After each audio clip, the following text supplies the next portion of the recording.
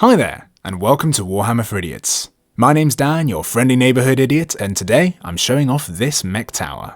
Now I'm the sort of idiot who decides to make a YouTube channel halfway through a project, so unfortunately I don't have any footage of me actually building this tower. What I'll do is I'll give you a little tour of it so you can see all of the skills that I'm hoping to teach you with this channel.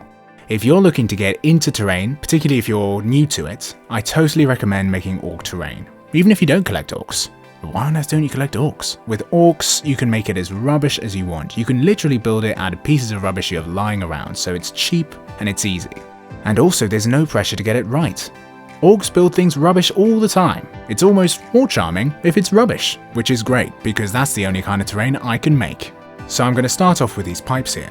I bought some toy pipes on Amazon dead cheap. I'll leave the link in the description. And for fake planks, I got a whole bunch of popsicle sticks really cheap, and they look great, if I do say so myself.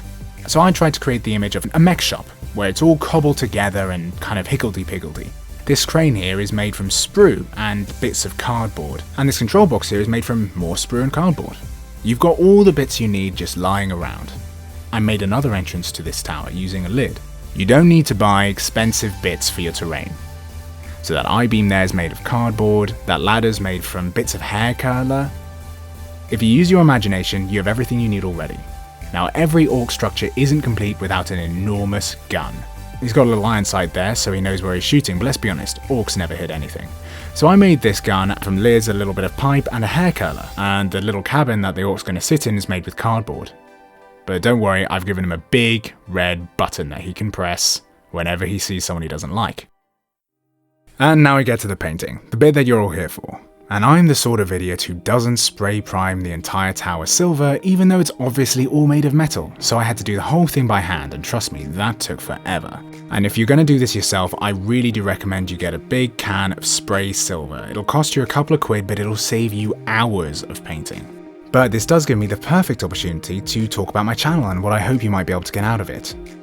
I love this hobby. I love that there are so many different sides to it. There's the painting, there's the gaming, there's the lore, there's the crafting, kit bashing and terrain making. There are so many different things to love about this hobby, and you don't need to do them all. But my friends always ask me, Dan, how do you start? How do you get into it? There's so much, and it's really intimidating. That's what I think this channel can offer that other places don't do. Frankly, all of the other channels on YouTube about Warhammer have something I don't. They're all smart, and I'm an idiot. I don't have an airbrush, I don't have a heat gun, all I've got is a paintbrush and some time. And I want to show you using this channel that that's all you need to get involved in this hobby. You can make terrain out of a Pringles can and a bunch of rubbish, because that's what I'm doing here. But this isn't just about terrain. There are loads of different sides to the hobby which I'm completely obsessed with, and I'm hoping to use this channel to make content that will ease people into all areas of the hobby. I'm hoping to make this hobby idiot-proof. I'm hoping to make a point from which anyone, no matter how much or how little they know about the hobby, can get started without spending too much money. When I started out, because I'm an idiot, I ended up spending over £200 on loads of things I never ended up using. So I'm hoping that for any idiots out there who are looking to get into the hobby, I might be able to help you not make the same mistakes I did. Well, now that I've finally sorted out all that silver, I'm now painting some bronze to get some rust effects. This can be quite tricky to figure out at first, but if you just imagine the bits where perhaps water might have settled or where the elements might have got to, that's a good place. Or maybe where two bits of metal join. Frankly, if you're doing an old, rusty, rubbish building like this, particularly if the orks made it, you kinda can't really do too much rust, at least not in my opinion. Painter's block is as bad as writer's block, and the best way is to just trust your instincts and go for it. When it comes to building materials, orks aren't picky, so I painted up all these bits of sprue to look like wood. Now here's a cool tip for when you're doing sci-fi screens. If you start off with a darkish green and then you get lighter and lighter towards the bottom right corner, then it starts to look like retro sci-fi. And then you can add some white dots going from left to right for letters. Enter the first hero of the story, art masking fluid. This stuff is great because you just put it on, it dries completely clear, and then when you paint over it, you can scrape it away, revealing the dirty metal underneath. So here I'm painting it yellow, but when you do stuff like this, you can paint it whatever you want. That's the amazing thing about orks, it's all up to you. Now orks are terrible painters, so I'm missing the edges and I'm making sure that it's all going to peel away and look really nasty. And I don't believe all orcs are going to get their metal all from the same place, so here I am painting some blue bits that they must have got from a blue thing, whatever it be. And the second hero of this story, an old toothbrush. You really don't need expensive stuff to do great terrain. Now this is really a brilliant tool for just peeling away all of that masking fluid. As you can see, it makes this really realistic weathered effect, and you can see the metal underneath. Already it's beginning to look rubbish. I should really be aiming to make it good. In terrain, variety is key, so I decided to paint up the sprue crane in wood. Next I set about painting the dirt, and I started with a brown coat. This technique can be used on bases or terrain. Once I finished the brown coat, I used a technique called dry brushing, which is where you put a tiny bit of paint on your brush and wipe most of it off, and then just brush it against the whatever you're trying to paint, and it just catches the edge. It's a really good, easy technique that makes a model look 3D. Enter the second hero of the story, black wash. In another video, I'll show you how to make the black wash. And I'm not saying it helps to put it in an old jalapeno bottle, but it does make your build smell of old rotten chilies, which is great if that's what you're into. So I start off by putting the black wash on the dirt, which means you can really see the shadows. The amazing thing about black wash is it just seeps into all of the crevices and really makes the shadows pop. But I'm lazy, so I just put it everywhere. I don't really believe you can ever use too much black wash, particularly if it's supposed to be dirty. In fact, the nice thing about putting black wash right at the top of the terrain is it flows down very naturally, the way water would. What you get at the end is a nice, realistic dirt effect. And let's be honest, orcs never clean anything, so all of their stuff is going to be filthy. Then I'd use the same screen technique on the little viewfinder in the turret as I did earlier. Enter the third hero of the story, spackle, or polyfiller.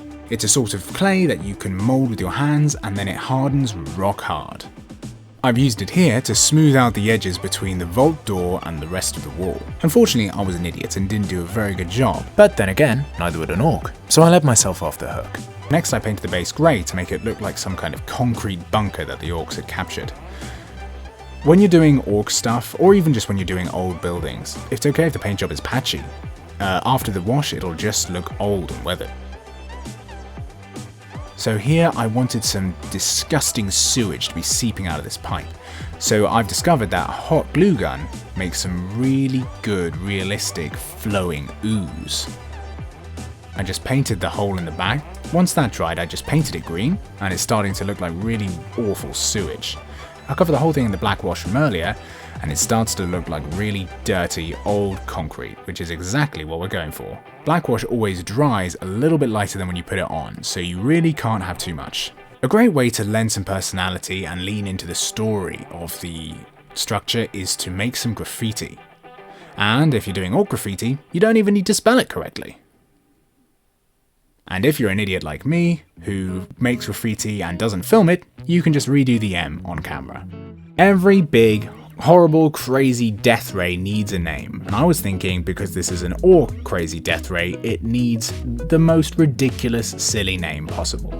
I asked my flatmate what a good name for a crazy death ray would be, and I was thinking maybe the Kilotron 5000 or the Humi Destructinator or something like that, but she suggested that the worst name for a gun would be Peter. And I think that's a great suggestion. So, unfortunately, or fortunately, this giant laser cannon is called Peter. Next, to make Peter extra scary, I painted a skull on the side. Orcs love painting skulls on things. When you're painting things or building things, it's always good to think about the story. And I was thinking that whoever made Peter wanted to keep track of how many people, or maybe tanks, that Peter had killed. But you see, orcs aren't very good with maths. So after a bit, you just gotta put lots. Then for a bit of extra fun, I put a bearing in it so the turret could turn. No fun having a giant laser cannon if you can't point it at anyone. And there you have it, a fully painted, crazy Ork Mektower made from absolute rubbish. I ended up spending almost no money at all on this. The pipes I'd already bought, the main body of the tower is just a big old Pringles can, and all the rest of it are just bits of rubbish that I was gonna throw out. With this channel, I'm hoping to show you how to make cool stuff like this and paint it really cheap without spending a lot of money. If that, or a beginner's guide to the lore, or a beginner's guide to painting, sounds like anything you'd be interested in, then I totally recommend you like and subscribe. If you made it to the end of the video, you're probably an idiot like me, but that's okay. As a little treat to repay you for your patience, my flatmate made a song for me while I was painting, and I thought you might enjoy it. Thanks for watching, and I hope to see you next time. Dan, sitting over there. Dan is sitting in that chair. Oh, and Dan, oh, Dan. Oh, my friend Dan's painting model. But not a model as in a human. Dan, my friend Dan, is in a Pringles can. Oh, Dan, Dan, Dan, Dan, Dan. My friend Dan is pins in a Pringles can. Oh, Dan, Dan, Dan, Dan, Dan. My friend Dan, oh, he is a Pringles can. Sometimes I worry about him more than I should. Then I look over and think, yep, that's justified. Oh, Dan, he paints some things that some people might call rubbish. But Dan likes Pringles cans. Oh, Dan, Dan, Dan, Dan, Dan. My friend Dan is painting a Pringles can. It's Friday night, and most people are actually locked down, so that doesn't work. Nope. I'm gonna say they're mostly out, but they're not. No. They're at home. They are. Daniel is a spectacle.